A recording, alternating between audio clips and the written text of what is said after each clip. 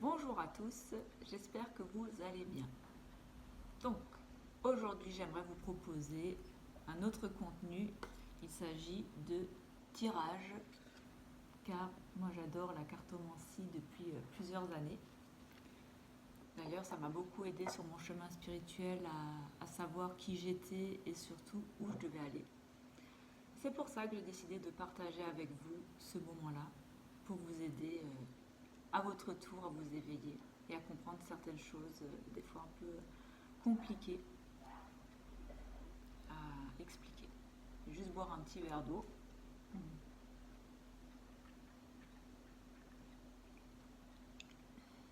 Il fait chaud, on est en plein mois d'août et il faut beaucoup boire, c'est important pour la santé. Donc, j'ai déjà tiré les cartes en amont et la première que j'ai tirée est la carte numéro 6, connaissance profonde. Voilà. Donc cet oracle est toujours composé de messages et de pierres à utiliser en suivant de notre cheminement spirituel, des phases lunaires, voilà, et de quel chakra est concerné. Mais aujourd'hui, on va plutôt s'intéresser aux messages profonds de la carte, voilà, sans aller dans les extrêmes, sans aller trop loin non plus, car chaque chose en son temps. Alors, connaissance profonde, la pierre de soleil. Ça parle de sagesse, de concentration et d'être centré. La connaissance profonde est basée sur l'intuition. Elle consiste à faire confiance à son instinct, à tous ses sens et à ce qui n'est pas toujours visible de manière tangible. Ne cherchez pas les réponses à l'extérieur, car elles sont en vous. Vous avez la capacité de percer vos propres mystères et d'accéder à d'anciennes connaissances divines. Vous trouverez ainsi la sagesse et dépasserez vos limites, élevant vos propres vibrations énergétiques et celles du collectif. Donc c'est ce que je disais un peu dans ma première vidéo, de se retrouver intérieurement. C'est pas toujours facile, on a tendance à chercher plutôt à l'extérieur de nous. Vous verrez quand vous commencerez à voir des synchronicités, des signes, vous en voudrez toujours plus et en fait c'est pas ça c'est pas ce qu'il faut faire en fait. Il faut prendre les signes comme ils viennent, essayer de les interpréter, de les sentir intérieurement, de quoi ça me parle quand je vois une plume, un arc-en-ciel, quand je pense à quelqu'un et que comme par hasard je le vois. Voilà. Enfin voilà, essayez de trouver vous-même ce que vous ressentez à ce moment-là. Voilà. Donc c'est compliqué parce qu'il faut vraiment faire le silence intérieur au fond de soi et s'entendre. Mais vous verrez, ça s'apprend et chacun avance à son rythme. Voilà. Moi ça fait 2 ans maintenant et j'avance à mon rythme, tranquillement. Il ne faut pas être trop pressé aussi parce que l'impatience ça freine. Voilà. Tout vient à point à qui sait attendre. Ensuite, la carte numéro 13, la transition. Voilà. Alors, voyons voir. Donc, ça parle de cycle, de changement et de recharge. J'ai un peu me tourner parce que je suis un peu trop à gauche pour le coup. Je n'ai pas fait attention. Excusez-moi, c'est les débuts. Hein. C'est pas toujours facile, mais ça devrait le faire au fur et à mesure, on espère. J'ai trop soif.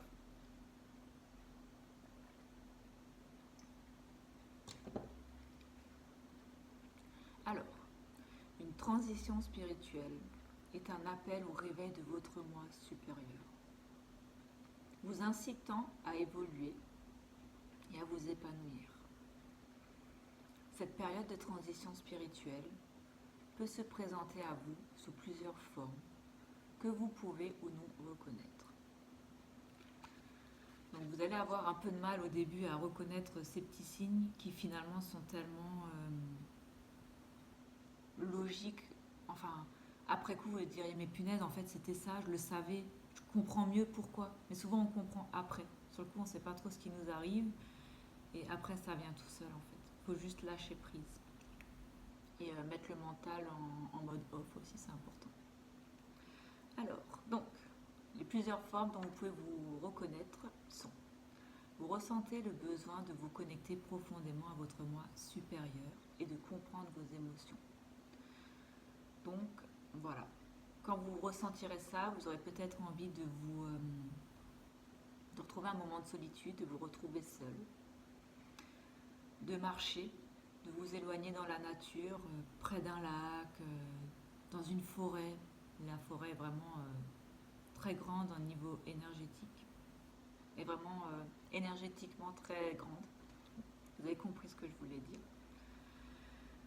Et vous verrez que vous vous sentirez ressourcé et plus en paix avec vous-même pour comprendre les messages qu'on essaye de vous transmettre.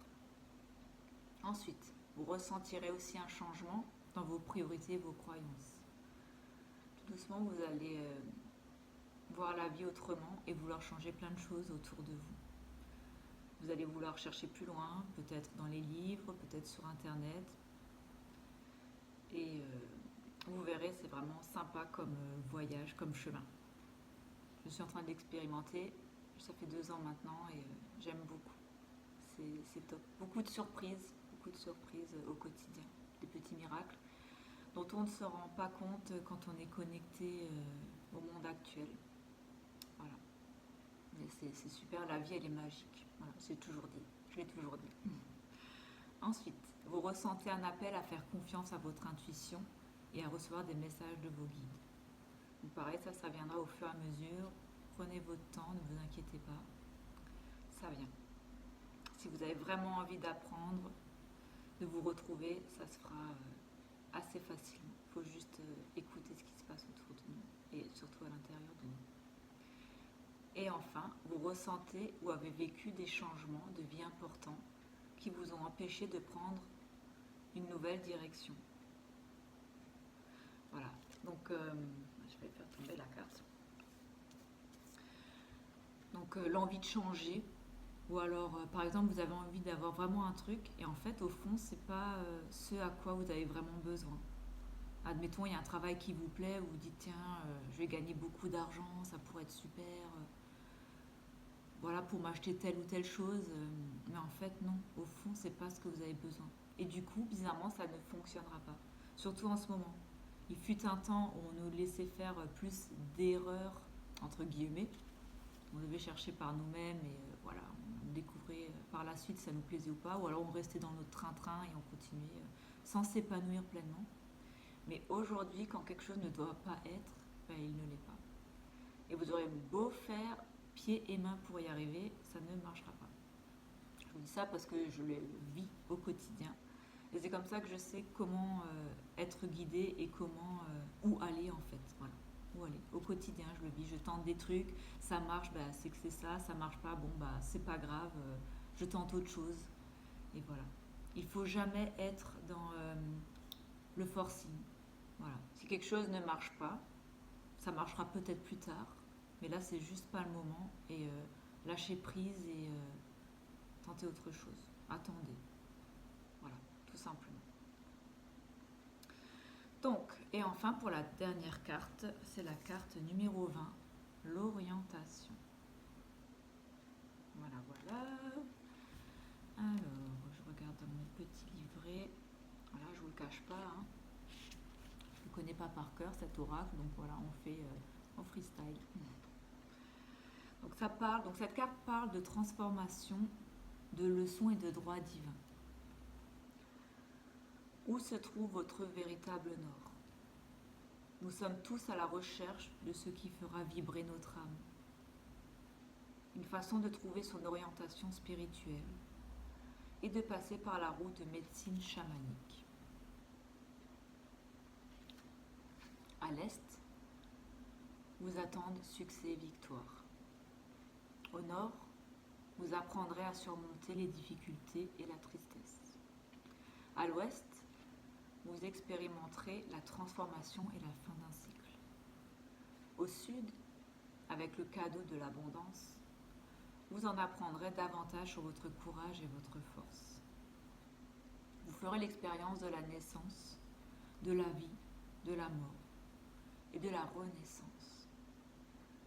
c'est votre droit divin sur ce chemin sacré. Préparez-vous à faire des découvertes en cours de route. Donc voilà, très belle carte. Justement, c'est de quoi je parlais juste avant, l'orientation. C'est-à-dire, vous allez tenter des choses, vous allez être triste, vous n'allez pas comprendre pourquoi ça ne fonctionne pas, que ce soit une relation, un emploi ou autre. Hein, voilà, chacun le vit différemment. Et en fait, il faudra juste pas laisser tomber, ça sera normal, ça fait partie de votre chemin en fait. Voilà, on a tous des obstacles dans notre vie, des contournements, des vagues, des montées, des descentes, c'est normal en fait. Voilà. Ce qu'il faut, c'est toujours avoir confiance en soi, écouter les signes autour de nous, s'écouter intérieurement, est-ce que je veux vraiment ça? Est-ce que je suis en phase avec ça? Et vous verrez que le chemin sera de plus en plus fluide, les obstacles seront de plus en plus petits, ça va faire ça. Voilà. Et ça ira de mieux en mieux. Écoutez-vous intérieurement. Voilà. Bah, sur ce, je vous souhaite une très belle journée en ce 15 août, journée de l'Assomption, la montée de la Vierge Marie. Prenez soin de vous, reposez-vous et écoutez-vous intérieurement. Bonne journée à vous et à bientôt. Salut!